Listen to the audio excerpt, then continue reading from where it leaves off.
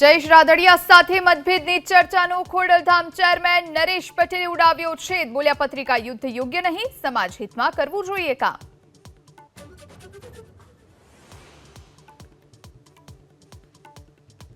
જૂનાગઢના વિસાવદરમાં 20 માલધારી સામે જાહેરનામા ભંગની ફરિયાદ દાખલ. ગૌચરની જમીન પરથી દબાણ દૂર કરવાની માંગ સાથે ગૌવંશને મામલતદાર કચેરીમાં રાખી નોંધાવ્યો વિરોધ.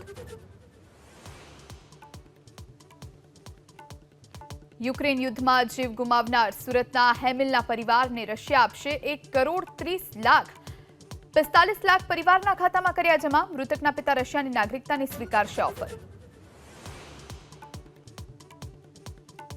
દેશના કેટલાક વિસ્તારમાં પૂરનો કહેર. ઉત્તર પ્રદેશ, બિહાર અને આસામમાં સ્થિતિ ગંભીર. આજે યુપીના બલરામપુર સહિત પૂર પ્રભાવિત વિસ્તારની સીએમ યોગી લેશે મુલાકાત.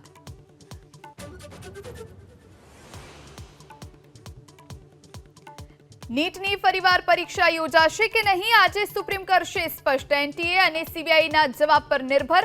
સોમવારના પેપર લીક મુદ્દે સુપ્રીમમાં થઈ હતી સુનાવણી.